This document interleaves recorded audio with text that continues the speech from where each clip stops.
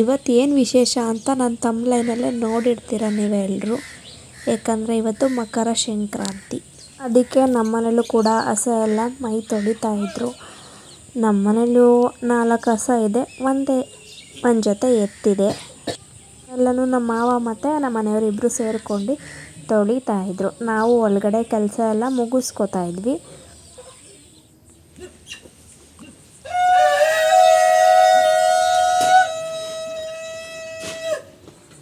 ನಮ್ಮ ಮನೆಗೂ ಜೋಗಿಗಳು ಬಂದಿದ್ದರು.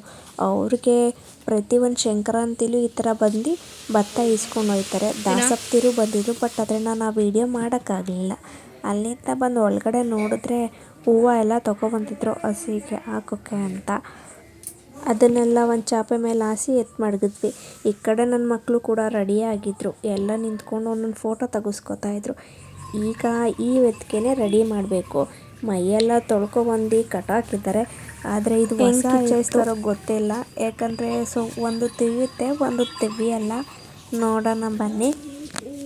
ಈ ಹೊತ್ತಿಗೆ ರೆಡಿ ಮಾಡೋಕ್ಕೆ ಅಂತ ಹಿಡ್ಕೊಂಡ್ರು.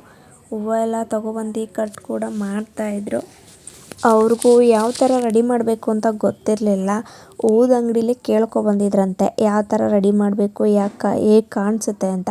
ಇದೇ ಫಸ್ಟ್ ಟೈಮು ಅವ್ರಿಗೂ.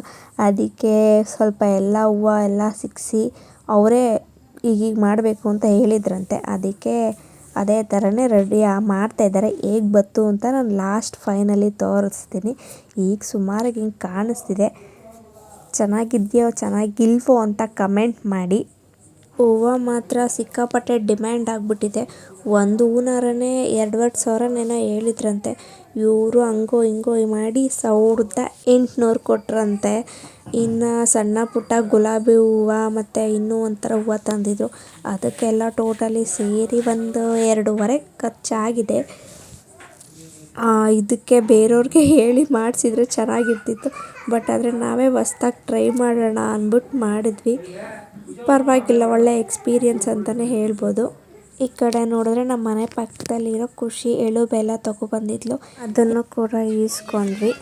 ಈ ಕಡೆ ನೋಡ್ರೆ ಆಲ್ಮೋಸ್ಟ್ ಕಂಪ್ಲೀಟ್ ಆಗಿತ್ತು ಹೂವು ಎಲ್ಲ ಹಾಕಿ. ಈ ಕಡೆ ನೋಡಿದ್ರೆ ನಮ್ಮ ಮನೆಯವರು ಕಾಲಿಗೆಲ್ಲ ಗೆಜ್ಜೆ ಬೇರೆ ಕಟ್ತಾಯಿದ್ರು.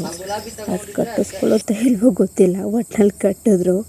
ಅದಾದಮೇಲೆ ಪಿ ಬೇರೆ ಕಟ್ಟಬೇಕು ಅಂತ ಅಂದರು. ಸರಿ ಆಯಿತು ಇನ್ನೇನು ಅಂದ್ಬಿಟ್ಟು ಎಲ್ಲ ಪಿನ ಊದಕ್ಕೆ ಸ್ಟಾರ್ಟ್ ಮಾಡಿದ್ರು.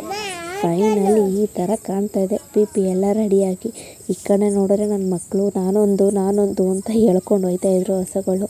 ನಾನು ಕಿಚ್ಚಿಸ್ತೀನಿ, ನಾನು ಅಡ್ಕೊಂಡು ಹೋಗ್ತೀನಿ ಅಂತ ಅಡ್ಕೊಂಡು ಒಬ್ಬೊಬ್ಬರೇ ಎಳ್ಕೊಂಡು ಬೇರೆ ಹೋಗ್ತಾಯಿದ್ರು.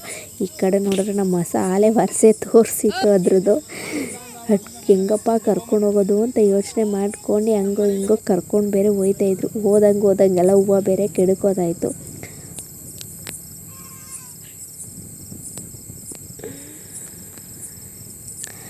ನಾವು ಸ್ಕೂಟ್ರಲ್ಲಿ ಬಂದ್ವಿ. ಅಲ್ಲಿಂದ ಬಂದು ನೋಡಿದ್ರೆ ಆಲ್ಮೋಸ್ಟ್ ಎಲ್ಲ ನಮ್ಮ ಊರವರು ದನ ಕಿಚ್ಚಿಸೋದು ನೋಡೋಕ್ಕೆ ಅಂತ ಬಂದಿದ್ದರು.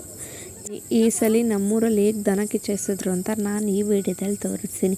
ನಿಮಗೇನಾದರೂ ಇಷ್ಟ ಆಗಿದ್ದರೆ ಒಂದು ಲೈಕ್ ಮಾಡಿ. ಆ್ಯಂಡ್ ನನ್ನ ಯೂಟ್ಯೂಬ್ ಚಾನಲ್ನ ಇನ್ನೂ ಯಾರ್ಯಾರು ಸಬ್ಸ್ಕ್ರೈಬ್ ಮಾಡ್ಕೊಂಡಿಲ್ವೋ ದಯವಿಟ್ಟು ಪ್ಲೀಸ್ ಸಬ್ಸ್ಕ್ರೈಬ್ ಮಾಡ್ಕೊಳ್ಳಿ.